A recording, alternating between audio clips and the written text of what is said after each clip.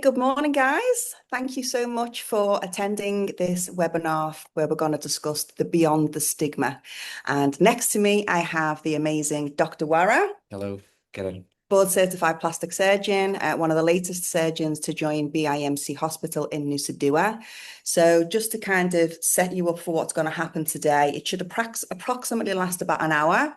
But anybody that knows me knows that I can talk. So there's a little bit of a chance it might run over. So please be patient if that's okay with you.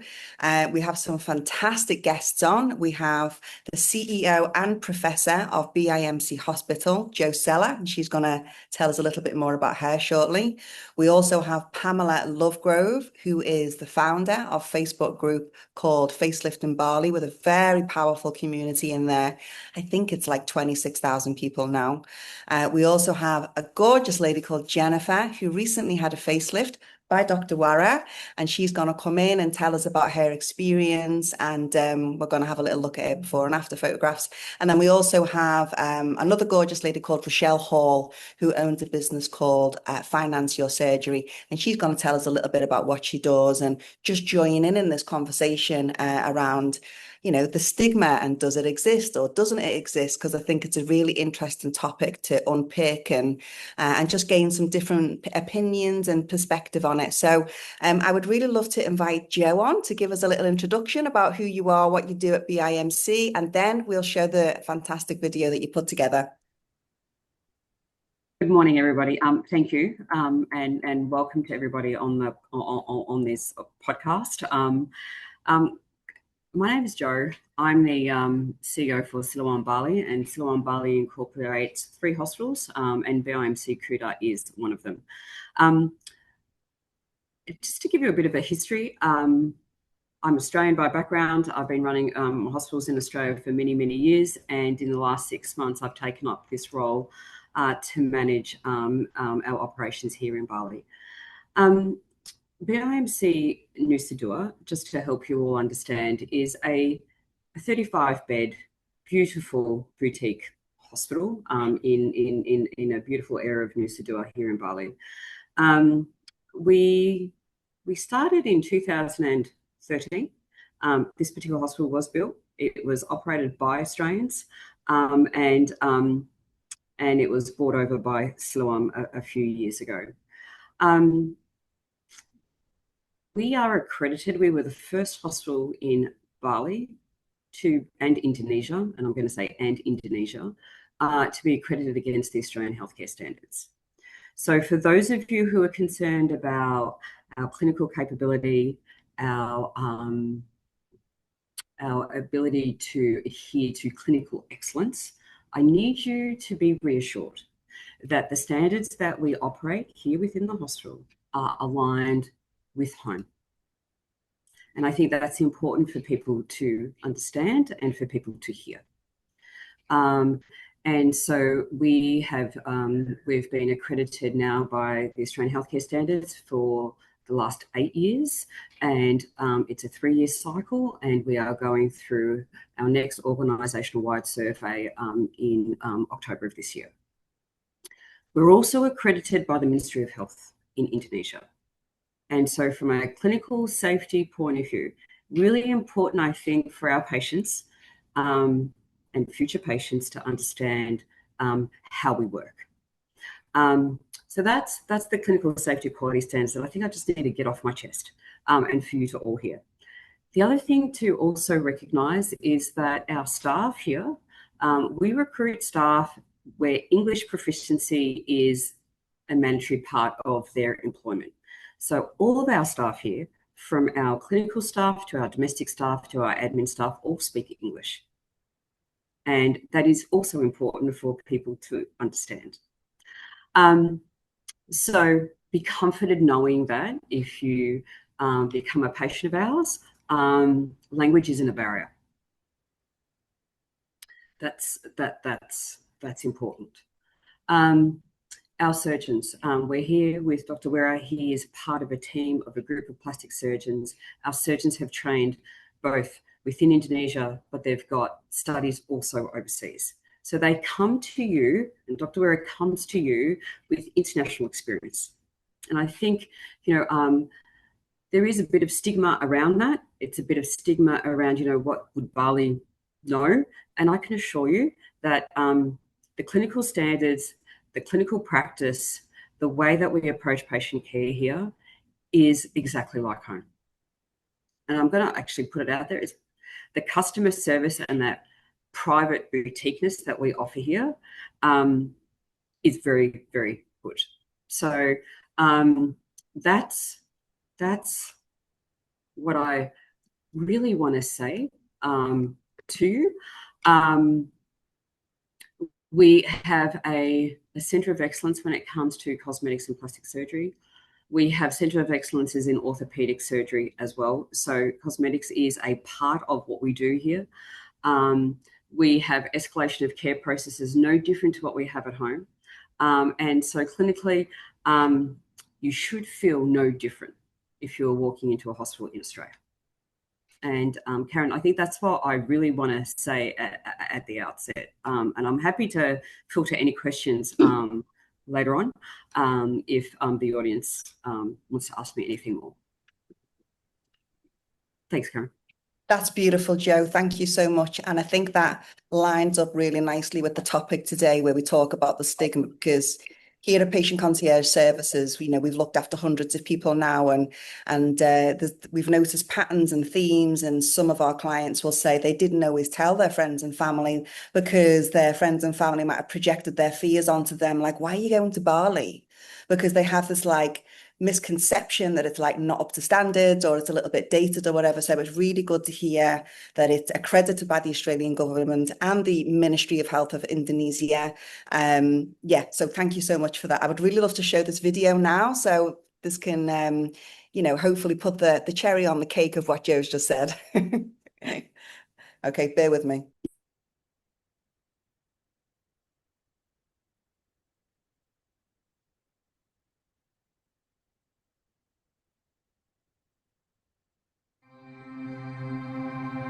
Welcome to BIMC Cosmetic Center, where beauty meets expertise.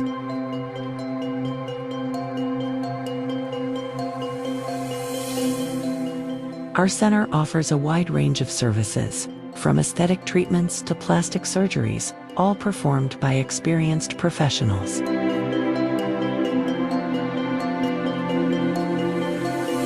Blending medical science with the island's rich cultural heritage. Embark on a transformative journey to rediscover your true beauty with BIMC, cosmetic centers, plastic surgery, and aesthetic services. Our team of experts is dedicated to helping you achieve your beauty goals, with personalized care and attention, inspired by Bali's philosophy of harmony and balance. Hi, I'm Dr. Suka. As a plastic surgeon, I always do my best in surgery to deliver a satisfactory result from a patient. Hello, I'm Dr. Astri. As plastic surgeon, I understand aging is a natural process, but we can choose how we age.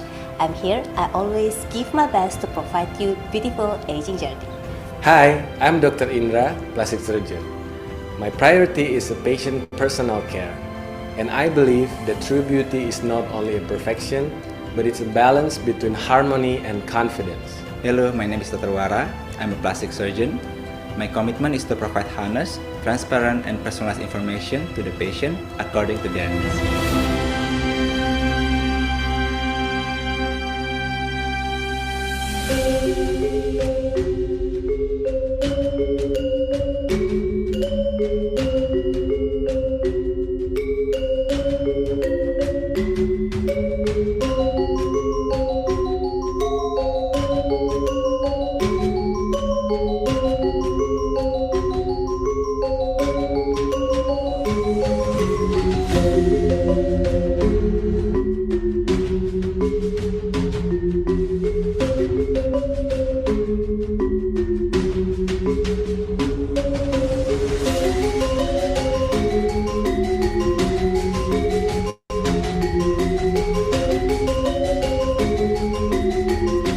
Specialize in a range of procedures, from facial rejuvenation to body contouring.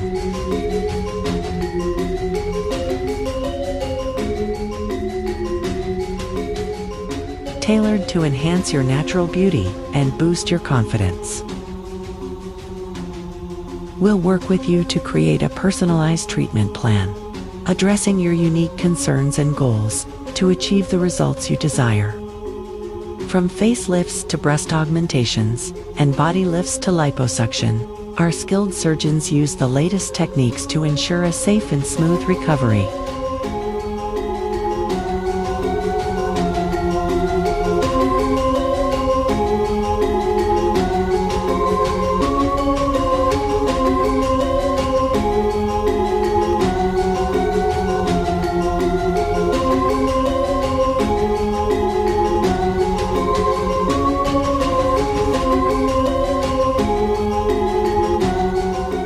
My name is Luciana Barron. I live in Western Australia up in a small country town called Karratha, which we love. I was already prepared to be sick, but I just didn't expect that. I didn't even know that level of care existed.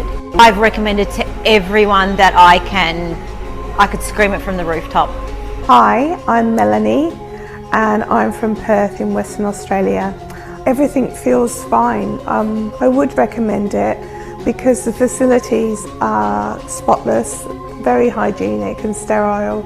I would say the technology here is up first class, so I would recommend it, yes. Hi, my name is Chantal Patu from Perth, Western Australia. The medical staff are incredible, so the communication between the staff was excellent and the communication between the staff and myself was also excellent. But don't just take our word for it. Hear from our happy clients who've had experienced the BIMC Cosmetic Center uniqueness and discovered their beauty in Bali. Join the many who've discovered their true beauty and confidence with us. Take the first step towards your beauty journey today. We work as a team to provide excellent care. Ready to rejuvenate your beauty and enhance your confidence? Contact us today to book your consultation and experience the best of Bali's Beauty and Medical Center, BIMC Cosmetic Nusa Dua Hospital.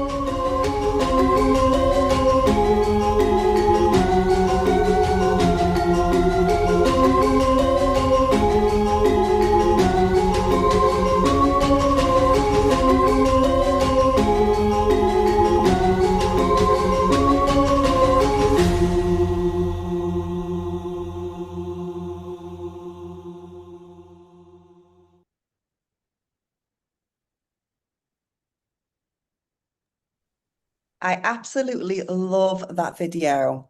If you like that video, just drop a little comment in the chat box. Just put a yeah, hell yes, or whatever you want to do. But isn't that a brilliant production of showcasing BIMC, where it's situated, all the doctors and nurses, and all of the amazing results? And obviously, Rochelle has joined us today, and she's also sporting her new facelift, and so is Jennifer. And it definitely is a bit of a work hazard for me because I'm like, what can I have next? When I see all of these gorgeous women having great results. Just a couple of quick points that I forgot to mention earlier is this is recorded. So for those of you that can't make it today, this will be then shared on YouTube. Hopefully everybody that has registered through the correct channels, you will have authorized us to then share this online. But if for whatever reason you do have any issues with that, please let us know and we'll do what we can to try and blur your identity. We do really welcome you to keep your camera on, but it's not compulsory. And also just keep your mics off until we invite you to ask a question. So over to patient concierge services. Who are we and what do we do? So we offer two main core services. The first one is we are a booking agent. So what that means is we don't work inside BIMC. We work as a third party externally, and we do a lot of marketing and a lot of promotions and interviewing doctors. And we do what we can to really raise the awareness and educate the audience on all of the different procedures that are available at BIMC. And then we invite people to book through us, where we manage that process. We manage the communication, we manage the paperwork. And if for whatever reason they're not getting back to us, it's me me and my team that go in and jump up and down and say, please, can you reply? And so we take the stress away from the customer. However, we can only do this for brand new inquiries. So if you're already in the system, you need to continue communicating directly with the hospital. We receive a referral fee from the hospital for introducing new patients only.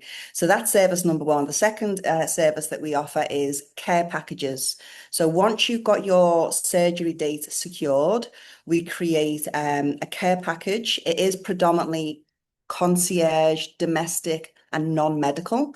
So what that means is we pretty much turn into your best friend, supporting you throughout the beginning, the during, and after your journey. So the most popular package that we have is 650 Australian dollars. And what that includes is about 7 or 8 different services. The first service is the virtual support, where you have your personalized WhatsApp group, where me and my team are communicating with you. You have this open two-way conversation, asking as many questions as you want. Even little things like, what do I pack in my bag? Or I'm feeling nervous. Or if it's your first time in Bali, what do I have to do to get through the airport and immigration? We can help you with all of that.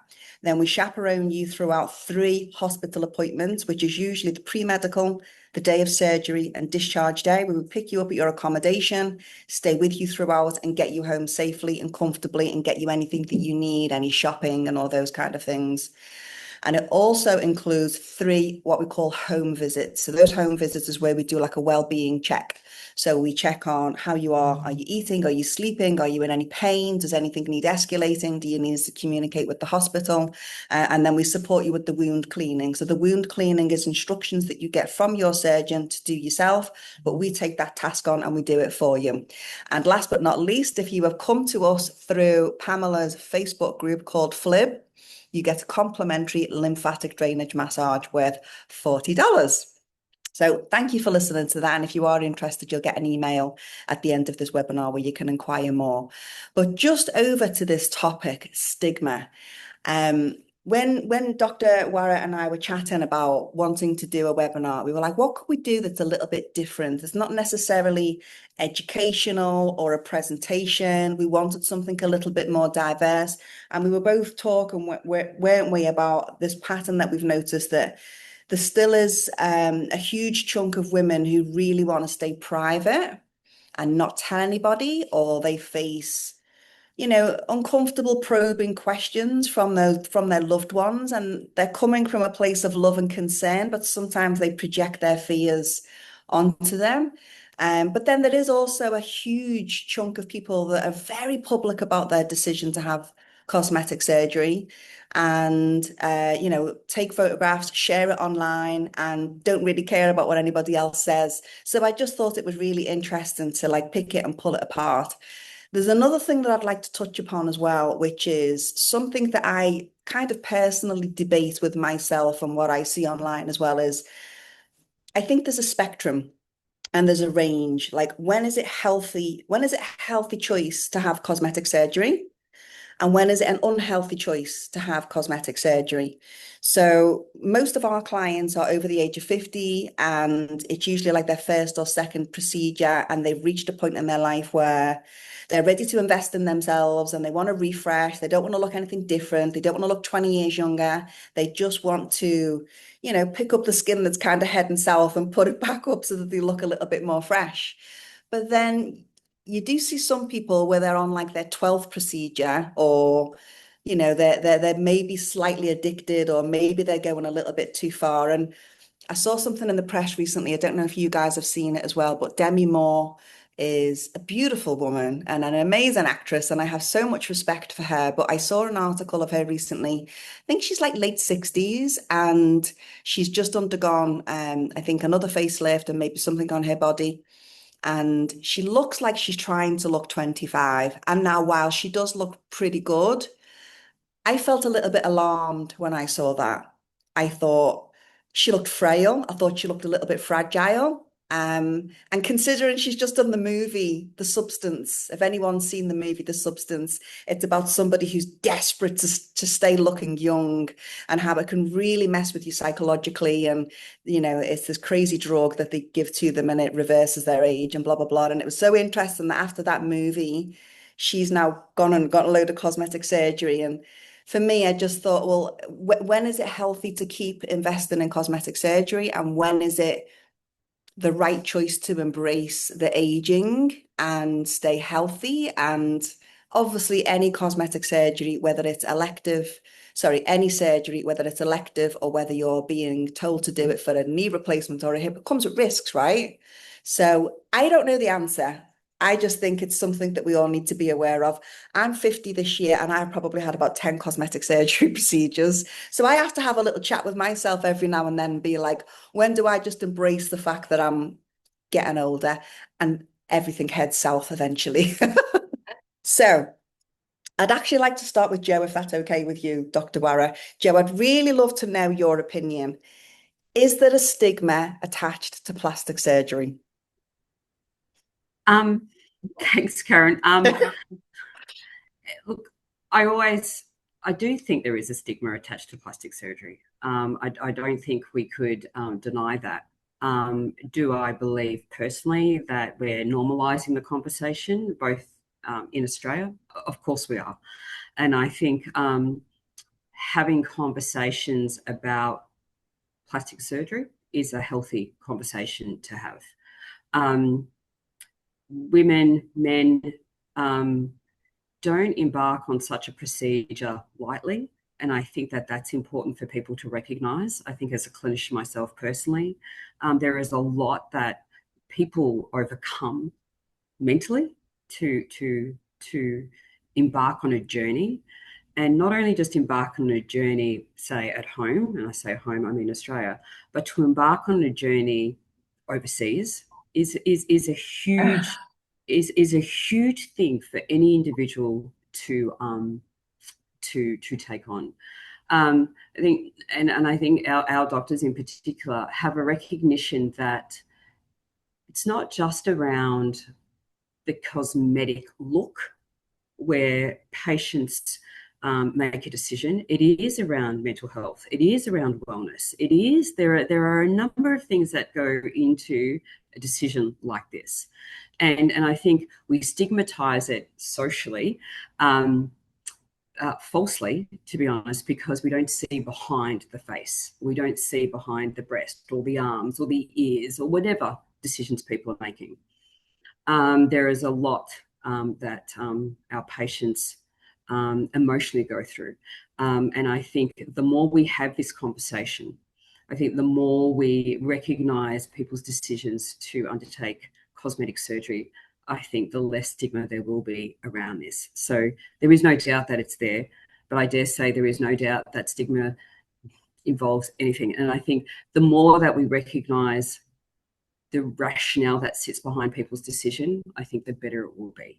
So I hope that answers your question, Karen. Yeah, I think that's a really, really good point, is the rationale behind it. And I think that's the bit that really dictates whether it's in the healthy zone or the unhealthy zone of whether you should do it or not. So understanding the rationale is, okay, is this going to improve my confidence? Is it going to improve my life? So for example, I went and had body surgery done, and it did transform my confidence and my life. Like before then, I would never want to wear a bikini, and now I love wearing a bikini. And for me, that was a health thing to do. But it's so interesting because if somebody compliments on my body, I still have a bit of shame. I still have a little bit of, oh no, but it's fake. Or, oh no, but what if I meet this guy and you're like, oh, she's got a nice booty. And I'm like, oh no, will he not like me if he knows that I've had a fat transfer? It's still a very interesting debate, I think, even internally or for other women it's our body, it's our choice, right? Yeah. And if you had somebody very close to you who you loved said they were getting cosmetic surgery, how would it make you feel? I think we've all either ourselves individually or we know of people who've embarked. It's very rare that we probably don't know people who've been in this particular position. And I think as human beings and part of humanity, I think it's people's choice at the end of the day, as long as it's safe, as long as it's done properly. I mean, that is why I'm here, to make sure that, clinically everything is done right. And it's about respecting people's decisions. At the end of the day, there is an element of respect here. For the people on the call, Karen, We've treated over 1,000 Australians last year. Oh my God. In this space. And for me, it is about respect. A patient's choice is a patient's choice. For me, it's about respecting the choice that they've made. And hopefully the outcomes are what that patient desires. I mean, our surgeons, Dr. Wara, it is around aligning people's goals to make sure that the outcome that they receive is not fake. It's not fake. You know, we're not going to make a 50, 60-year-old 21. You know, it is about ensuring that, you know, and it is about people's expectations as well, about, you know, what do you really want to get out of this? And how will it make you feel? I think there's a lot of emotion that goes into that. I think there's a lot of image that is also part of this. I mean, me personally, I encourage anyone to do whatever they want. If it makes them feel better, do it. And we are here clinically to help you. That's what we're here for. Yeah. Yeah. I think that's it. Yeah, absolutely. Beautiful. Okay. Thank you so much, Joe. Dr. Wara, I'd love to hear your opinion. Okay. So you've obviously treated hundreds of people now so far. Do you think there's a stigma attached to plastic surgery? So I think there is still a stigma, but from the recent years, maybe like 30 years recently, so it's decreasing. It's decreasing. Yeah. So a lot of people that know that there's a self-aware about their body perspective and also their image of their beauty. Yeah. So a lot of people right now is doing the plastic surgery. But still there's a stigma around that one. So they are still like Karen said. So a lot of people still like afraid that hide that the fact that they are still do the operation. So they hide it that I did the operation. So there's still something. Still something there. Yeah. Yeah. Obviously, I would never reveal anybody's names, but I find it very entertaining that sometimes we have wives that don't tell their husbands. Yeah. And it's like the husband picks them up at the airport and he's like, wow, you look great. And she's like, yeah, that yoga retreat was amazing. So in terms of the spectrum that I was talking about earlier, like the healthy choice, and do you think there's a time where it's unhealthy for somebody to have plastic surgery? Like you have to take into consideration their mental health, right? Okay. Yeah, I agree with that one, especially during this social media boom. Yeah.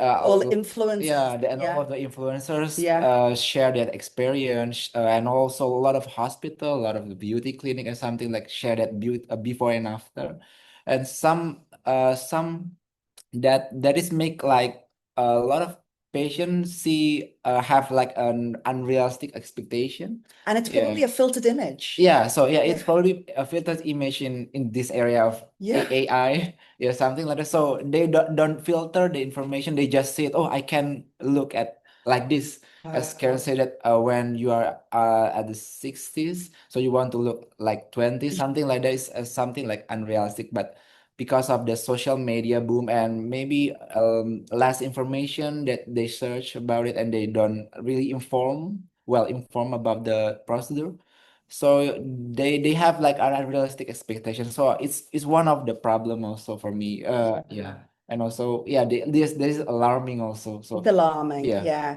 So I guess when you're doing your face-to-face consultation, this must be part of the criteria is you have to manage their expectations, like getting ahead of the conversation to say, look, this isn't going to freeze time. This isn't going to take 40 years away. This is just going to refresh who you are now. Yeah, so that must be quite a hard conversation sometimes. Yeah, it's quite hard, but we have to match our expectation, my expectation to the patient, and the patient also expectation to the result of the operation. So it's very important. So that's why it's the stigma right now is not only you not do or do the surgery, do or not do the surgery, but you have to be well informed about it. Well informed about it. Have you ever had a patient that's come to you and they want, let's say an example, they want a facelift and they absolutely don't need it and you've had to say no? Yeah, it's sometimes because of the social media. Yeah. Yeah, because usually on the early age, something like below 40, they say that, oh, I really look tired, and something like my cheek is already decent and there's laxity of the skin, something like that. When I do the teleconsultation and the consultation also, I see that I don't think you need it. Okay, good. Yeah. I love that you say no and you've Yeah. got the confidence to say no. And I think that's what makes BIMC really stand out as well, is you prioritize the patient's care, even if it means turning away the money. Brilliant, thank you. I would really love the audience to get involved with their questions now. And when you registered, you did send a question in advance. So I've got a few picked out. So if it's okay with you, interestingly, all the questions are around plastic surgery, not around stigma. So we're going to go off topic a little bit, but I'd really love to invite, sorry, one sec. Maureen Bainbridge, if you're on, would you mind unmuting your mic and ask Dr. Wara your question? So I have quite a severe TMJ issues on both sides, but really badly on the right. And I'm looking at having a face and neck lift. Would that impact the decision? Would my jaw impact that decision on, would it affect it? Okay, so thank you, Maureen. So I will try to answer your question. So yeah, you have like a TMG problem, right? The temporomandibular joint problem, especially on the right side. Yeah. So is that any limitation when you open your mouth or close your mouth or something like that? Yeah, I've had an MRI and I've got the discs are displaced and not going back into the socket, and I've got a chronic long-standing effusion, and Okay. yeah, it's bad. Yeah. Okay. Yeah. So actually, it's not like a like absolute contraindication for the TMG joint, the surgery for the face and lift surgery. Yeah, you have to know that the surgery of the face and neck lift is mainly involve the tissue, the skin, and also the muscle. So it's like not below or in the bone. So for the surgery perspective, it is safe to do it. So it's in the TMG is also the joint and also the bone is quite far from our dissection or the surgery in the surgery field. So it's okay. But the concern is when we do the preoperative. So because we have to do it in the general anesthesia. So we have the intubation. So it's we have to make sure that everything is safe because we will, you know, so how is your opening the mouth and something like that, because we have to make sure about it. So if it's okay and based on our the blood test and based on our anesthesiologist evaluation, so if everything is okay, so you can proceed to the operation.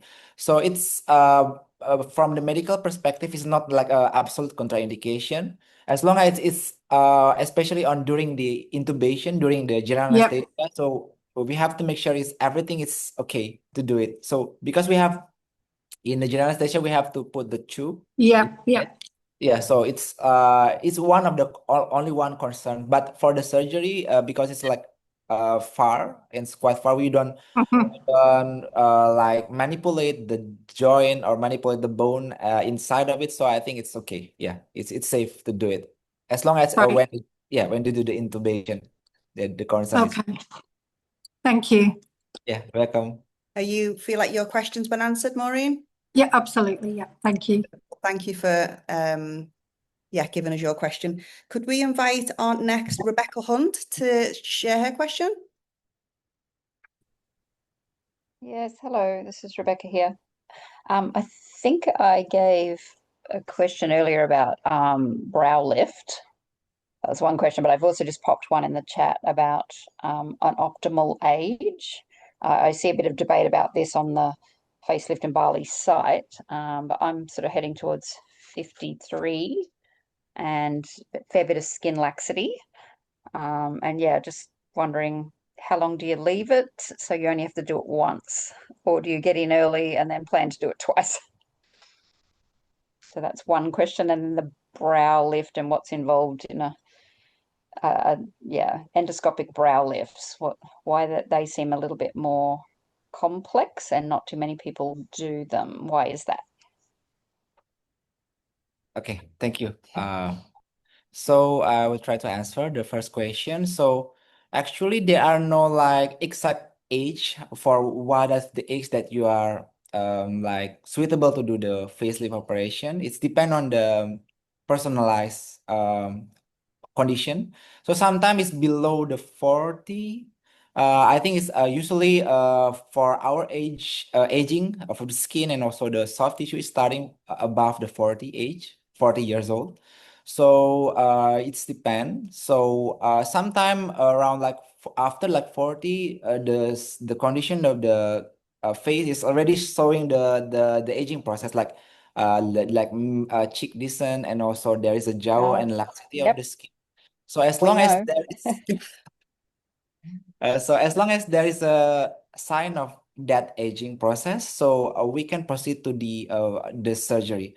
But if it's like a minimal, so you have to know that there are a lot of options before we can do like a full facelift, something like that. So you have to consider maybe like to do the non-surgical rejuvenation. So if it is like minimal laxity, something like that, so you try to rejuvenate. But if if you have to know that if we perform like usually here I perform like a deep plane face and neck lift, a lot more deep structure. So if we perform it in the early age, sometimes it's quite invasive. So we can like choose another option like mini facelift, something like that. So it's depend on the Like the condition, condition, the yeah. condition of the skin and the face.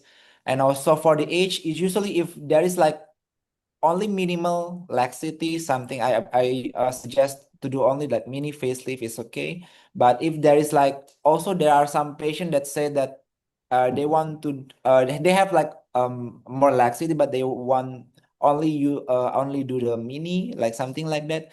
So I tell the patient it's not ideal. So maybe the result is not it is not still improvement, but there's still the laxity of the skin, something like that.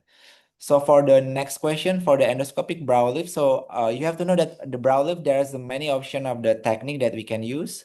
So one of the technique is the endoscopic brow lift. So it's using like a camera, we call the endoscopic. So there will be like a small incision behind your hairline. So we will put the camera inside. So because of there is a camera inside, so we don't do like a blind dissection, something like that.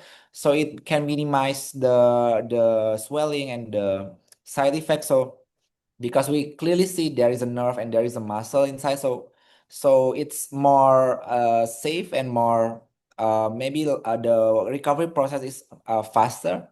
Right.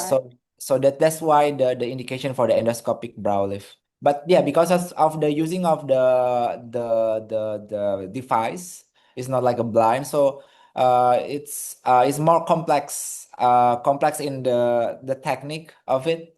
But yeah, but it's more safer because we can see it the nerve clearly and all of the stuff. And also usually, for the direct brow, it's the scar will be like minimal because we there is like 3 or 5 incision involved. It's like behind the hairline, so it's more the scar will be not that visible because it's only the small scar. Perfect. Thank you so much. Beautiful. Thank you for your 2 questions. We're running a little bit over, so I'm just going to invite one more person to ask a question. Mary, are you on?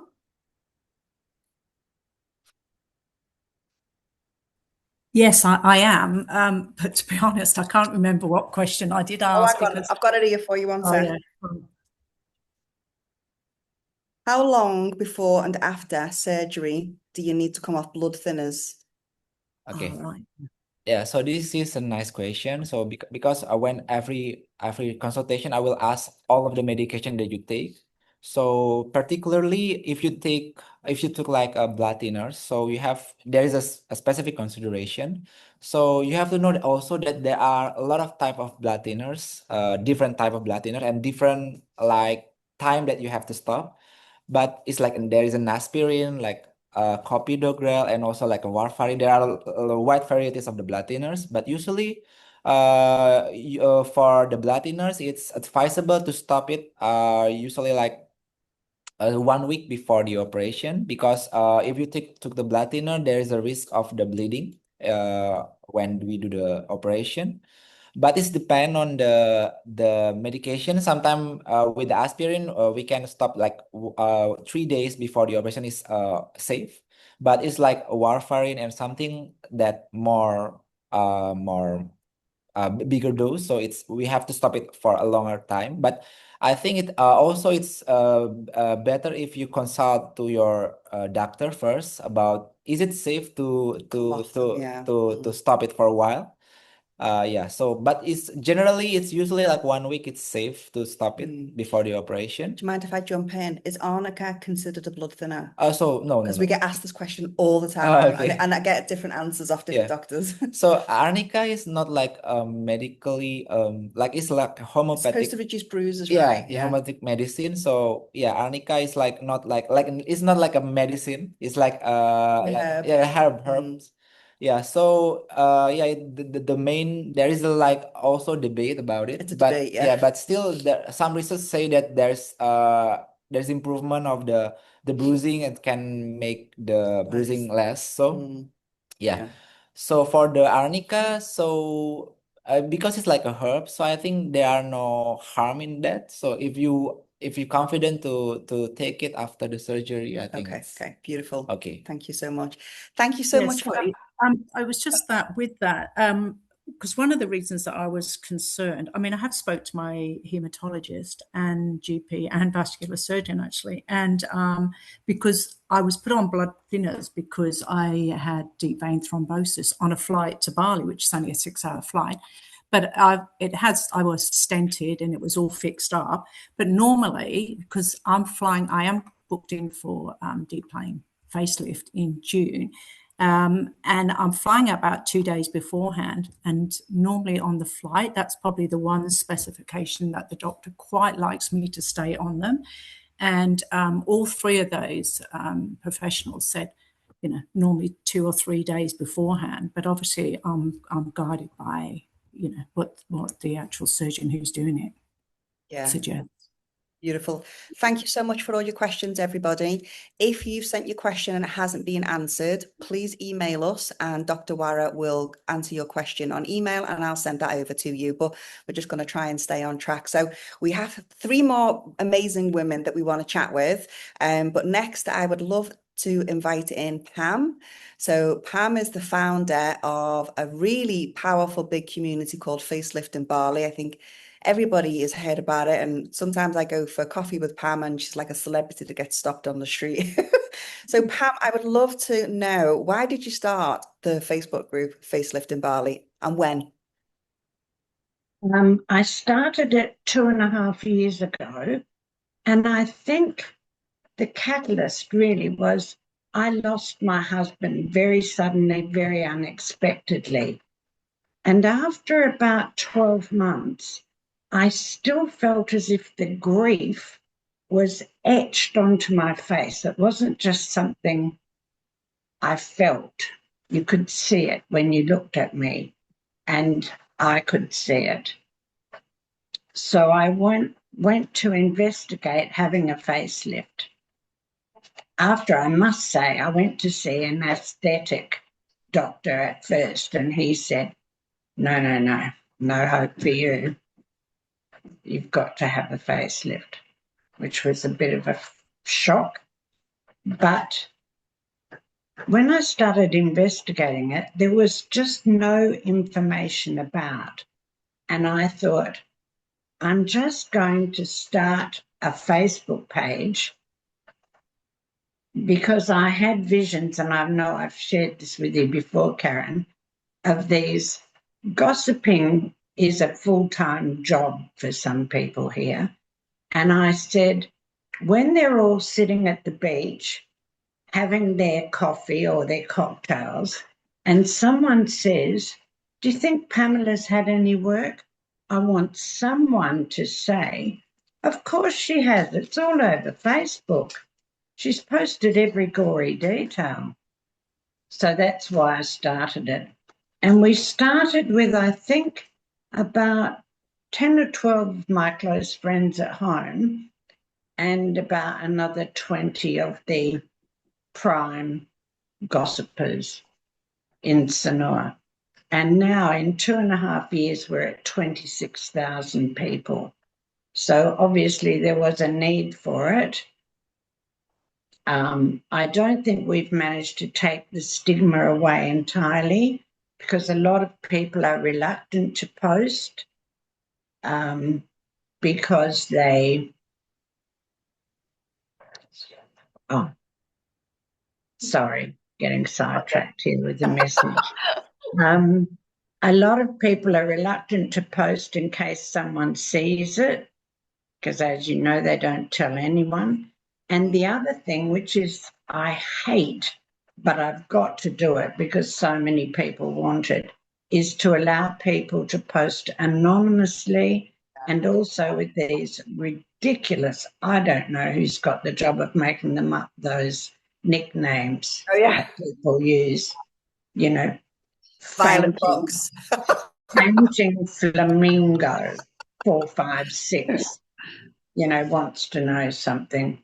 And we don't ever recommend surgeons. We say, you know, you have to do your research and choose your own, because I don't, if something, God forbid, were to go wrong, I don't want anyone coming back and saying, but you said. So, yeah, that's why I started it, but it hasn't completely solved the problem, but I think it has allowed people to get information.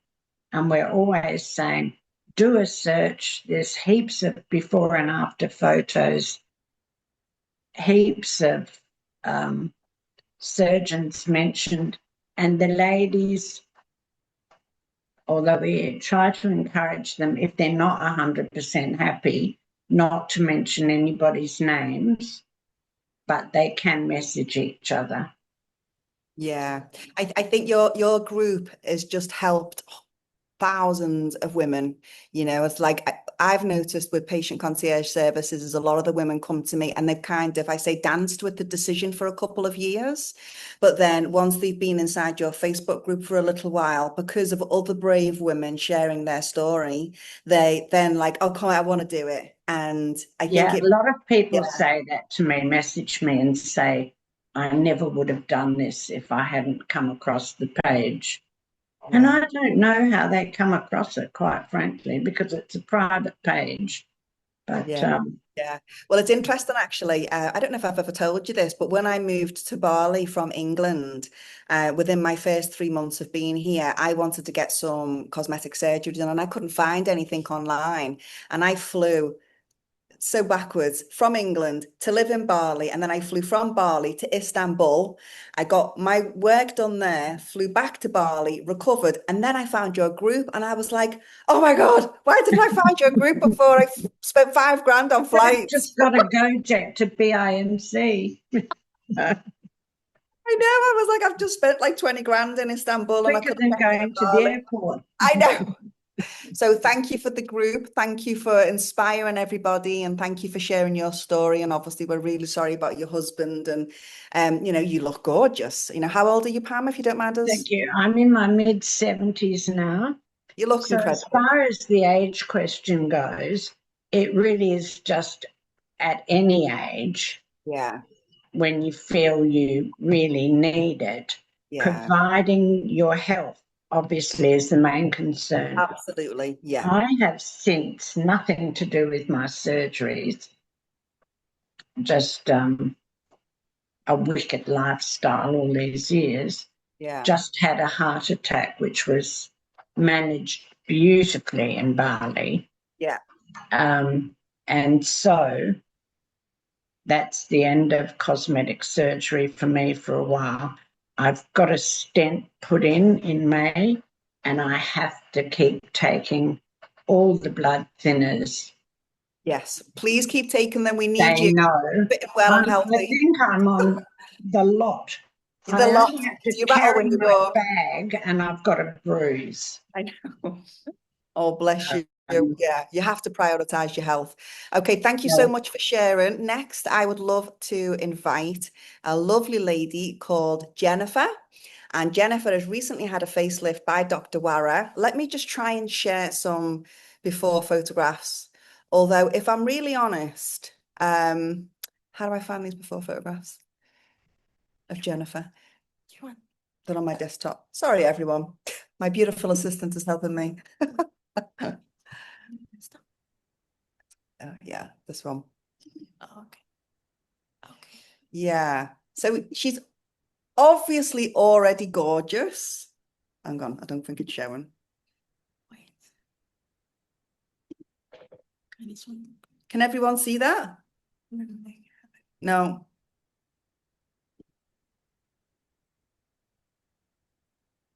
Now?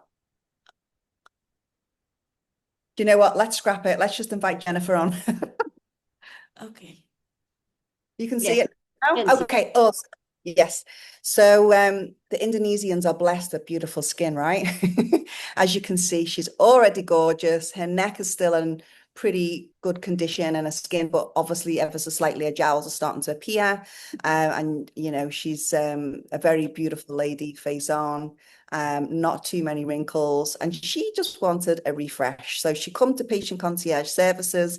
She told me what her desires would be, and we introduced her to Dr. Wara, and she loves you. She's booked in for 3 surgeries this year and is having a full transformation from head to toe. And she started with her facelift. So Jennifer, would you mind coming on and telling us a bit more about your experience? Let me start. I'm Indonesian, but in that time when I started search the plastic surgery as an option, I live in Sydney.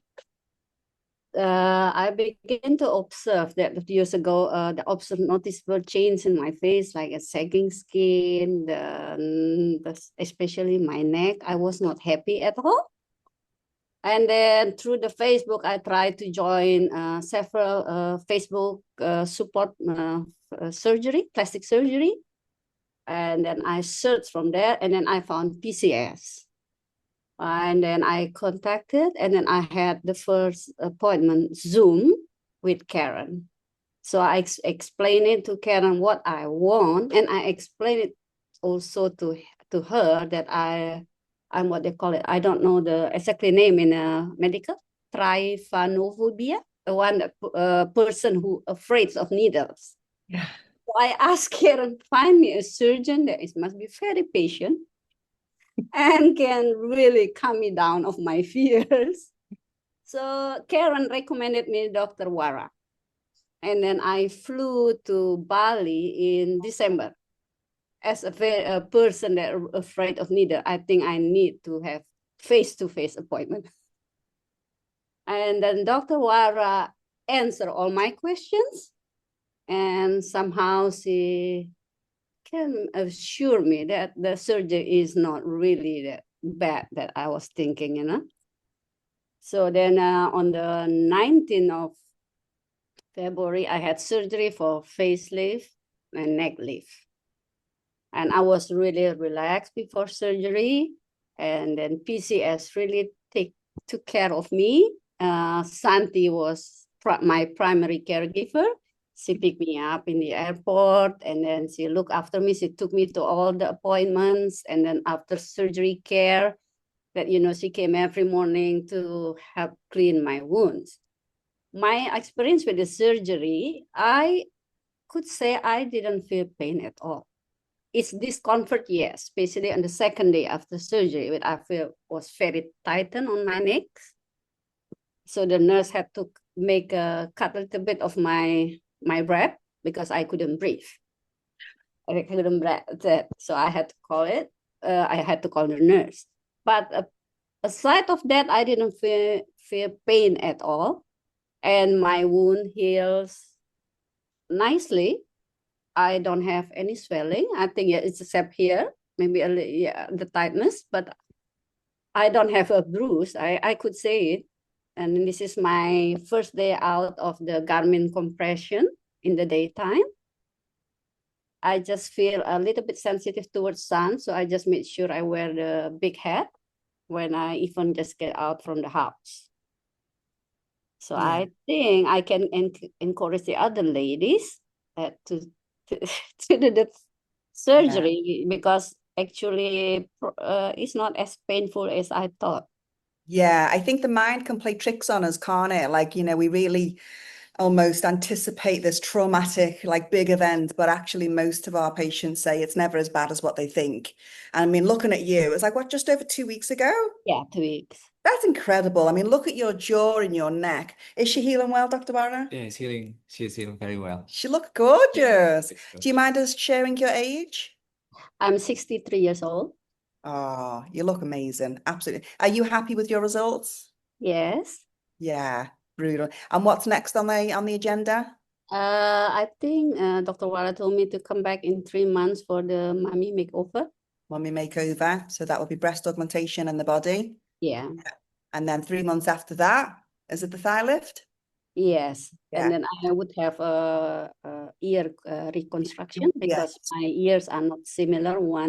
This one is, you know, bigger than the other one. So Dr. Wara recommended should be done the last one. The last one. Yeah. And you're an expert with reconstruction. I remember this from when I interviewed you. Yes. Yeah. Yeah, that was one my consideration when I chose Dr. Wara because I read the explanation that he's a reconstructive surgeon.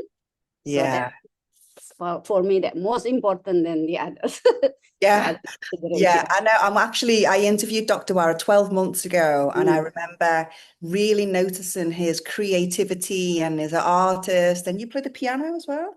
Yeah. Yeah. Like he's a very, very talented I'm man. not a pianist. But but you have like the architecture of artistry. So yeah, Jennifer, you look incredible. Thank you for being brave and sharing with us all. I'm sure you'll inspire many women. So thank you so much. Thank you. Beautiful. Okay, so we are running over, but thank you so much for everyone's patience. We've just got a few more things to cover, if you don't mind just sticking with us. So one of the obstacles that I've noticed is the financial side of cosmetic surgery. And I've noticed different reactions from different people, them saying, if you can't really afford it, you shouldn't do it. Or sometimes you have people that say, well, I can afford it, but I might not want to touch my savings, or they feel guilty for spending the money. So I'd really love to have a little chat with Rochelle, because she's been in the finance business, I think, for like nearly 22 years. And she's going to share a little bit more about her business and how she some of the experiences. So Rochelle, would you mind coming forward and telling us a little bit more about you and what you offer, and what's your opinions about people spending money on cosmetic surgery or taking a loan? Yep, can you hear me? Yes, we can hear you. Okay, cool. Hi, everyone. Before I get started, I just wanted to actually pick up on something that Joe had said earlier. So I actually wrote it, I took a note of it, when she said that the clinical standards in Bali are just the same as in Australia. I actually beg to differ. My experience is that they're better in Bali. Yeah. And that's coming from someone who's had 8 lots of plastic surgery in Australia, and then my facelift and upper blephs in Bali. So I just wanted to say that. I wanted to point that out. How many weeks has it been since you had your surgery at BIMC? I'm 4 weeks and 1 day. You look incredible. You look amazing. Look at your beautiful jaw. Yeah, I'm just so happy. I'm out of all the surgeries I've had, this one has by far been the best for me. But yeah. So yes, I have been in the finance industry, and I'm going to keep this short and sweet because I know we have run over time. I've been in the finance industry for 21 years now, with a special interest in financing cosmetic and plastic surgery, although I do all sorts of types of finance. And one of the most common things I come across is women who have actually got the money in the bank, but they're just absolutely not willing to touch it. And the reasoning they usually give for that is they feel that that is the safety net for their family. So if something goes wrong with the kids who are at high school, or something goes wrong with hubby, or there's some sort of emergency around the house, like the solar breaks or whatever it might be. So they just don't want to eat into that buffer. So I see a lot of that. Um, I think there is still a little bit of guilt around financing the procedures. Although I do feel that's become less and less over time, especially when they realize that it's actually it's not a huge amount that's coming out of the family budget per week. When it's broken down like that, all of a sudden they get that comfort around there. But, just on the topic of stigma, I do think it's still there. And I say that because almost every single one of the conversations that I've had with these women when we're putting their finance in place, I'm hearing comments like, I just don't know what my work colleagues are going to say. My mother-in-law told me that it's selfish. And I do feel like the stigma is still more around facelifts as opposed to things like breast augmentation, which have been really, really common for 2 decades now. So many women have had breast augmentation, but facelift is new. Or new for many. Certainly up and coming though. So yeah, look, I do believe that their stigma is out there, but pages like Pamela's, so the Flib page, I think it's definitely helping to address the stigma. I think it's bringing women together. I think it's encouraging conversation, and all those things are healthy. I won't go, like I said, too much into the finance side of things because everyone's financial circumstances are different, and that means different outcomes. I deal with over 40 different funders, and it really is about determining what someone's situation is, what their needs are, what their desires are, and from there I can help them to make a decision as to what might be right for them. Yeah. Mind if I just jump in a second? Because Go ahead. That's one of the first questions that I always get is, how much is the whole thing going to cost me? And like you say, there's so many variables to take into consideration. So let's just pick like the most popular one. So if somebody was to have a facelift with Dr. Wara, which I think is around 9,000 Australian dollars, BIMC partner with a fantastic hotel, which is like 2 minutes from the hospital, called Grand Wiz.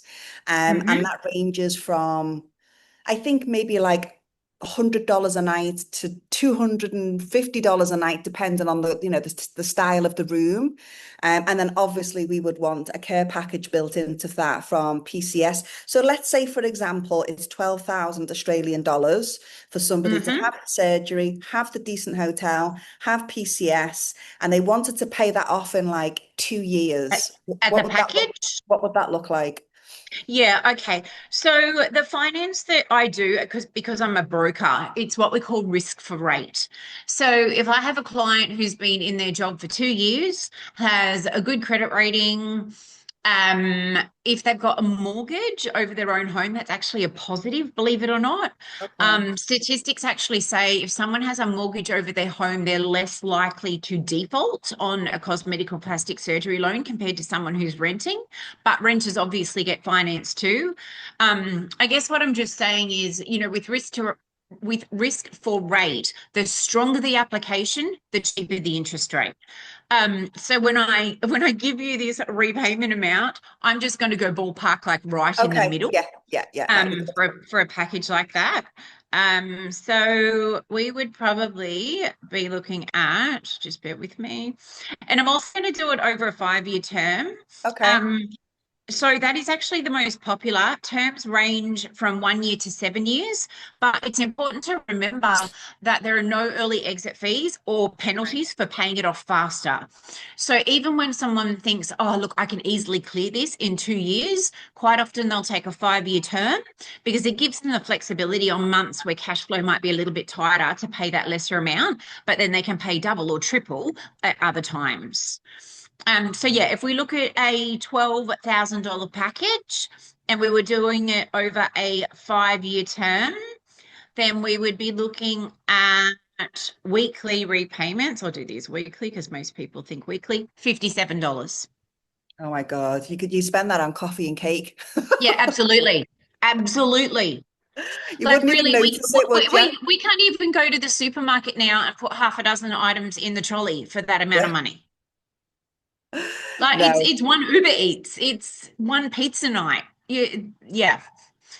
that's And at the incredible. end of Yeah. the day, like, plastic surgery is not just about the external. It's about No. the internal. Yes. Like it really is about internal.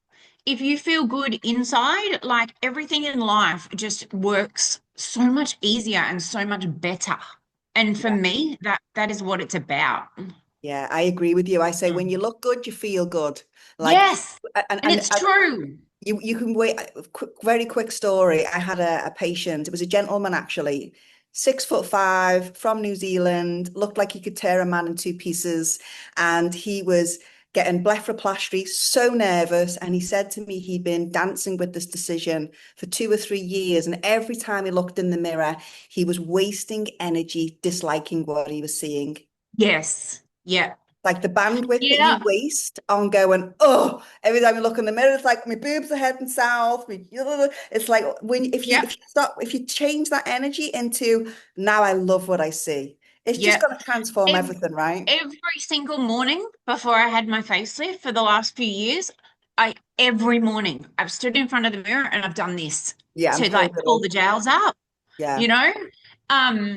When I'm at the hairdresser and the mirror is right in front of me, same thing. I'm like, oh my goodness. And now I get up and I look in the mirror and I'm like, oh my God. Yeah. Like I love what I see now. So yeah, it's definitely just as much, if not more, about the internal, I And how old believe. are you, Rochelle? 47. Wow, you look gorgeous. 47, 10 procedures in, and I ain't stopping yet. I I'll be say back it's to Bali shortly. I say it's like decorating your house. You can't just do the one room. Absolutely. Beautiful. Thank you so much, Rochelle. Right. Okay, guys, hang in there. I've just got two more things that I need to cover. Thank you, thank you, thank you for your patience. So the next two things that I want to cover is, first of all, everybody who's purchased a ticket for today, your 150,000 Indonesian rupiah, which is approximately $12, $13, went towards Bali Hounds Helpers. So this is the street dogs, street cats. And actually, I have a really lovely story to share. So me and Santi, who own PCS, there was a dog by our office. And my heart was breaking every time I saw this dog. Her ribs were on show. She was timid. And I was like, oh my God, look at this poor doggy. And the timing of us finding this little doggy whilst generating money from this webinar, I ended up speaking to the founder of the charity and saying, do you mind if whatever money I raise for this webinar, we put towards this dog? And she said, yes. So let me show you where your money has gone. So let me show you Dolly. Her name is Dolly. On my desktop, this one.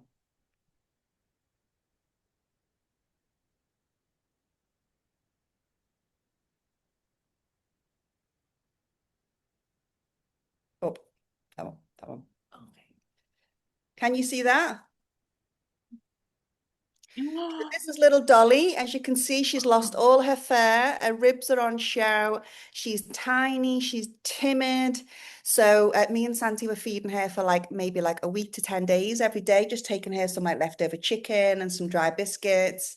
And then what was really sweet is some locals saw us helping this dog and they started to join in and they built a little shelter for her. And then after about 10 days, I was like, okay, let's help Dolly. So we've raised, I think, around $350. So this is where she was sleeping, bless her. As you can see, she's already put on weight from the first image because we were taking food to her. And this is what she looks like now. So it was really hard to get a photograph of her because she's bouncing around like a little fox. Her tail's always wagging and she's put on weight and all of her fur has started to come back. And this is her in my home because I've somehow accidentally took her home with me. But she's now being sterilized. She is, look at her. Oh, she's giving me all the kisses. And put a little tracker on her collar. So she lives outside the front of my home at the moment because she pees everywhere. When I say hello to her, she pees on my feet and I haven't got time to train her just yet. But she's putting on weight. Her fur is coming back. She's been sterilized. All of the parasites in her blood are being treated. Any infection she had is being treated. So thank you guys for your donation. This is Dolly the dog who you have saved. Okay, last but not least, we did say that we're going to pick 3 winners to have a complimentary one-to-one consultation with Dr. Wara. So hopefully you're still on the call. The 3 winners are Rebecca Hunt, Maureen, and Sandra Batchelor. So what we're going to do, hang on, my assistant's giving me a note, one moment. We're going to send you a new link for you to join. Join immediately after. What about one by one? Which one first? Yeah. Rebecca, are you still on?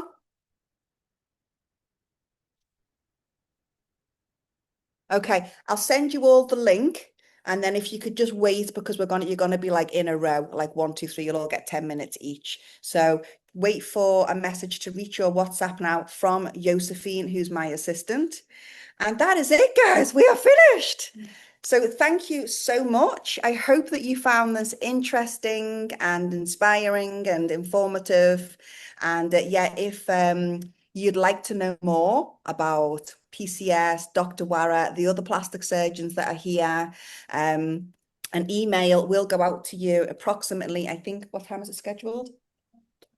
12 p.m. we have an email scheduled to go out to all of you. There will be a registration link in there if you want to know more, and we can tell you more about the costs, hotel packages which BIMC have secured, and obviously care packages us from BIMC. But thank you. Please enjoy the rest of your Friday. We really appreciate your time that you've given us here today. And Dolly the dog says thank you. Oh. Thanks, everyone. Bye-bye. Okay, let's roll. Right. Yes, we have to.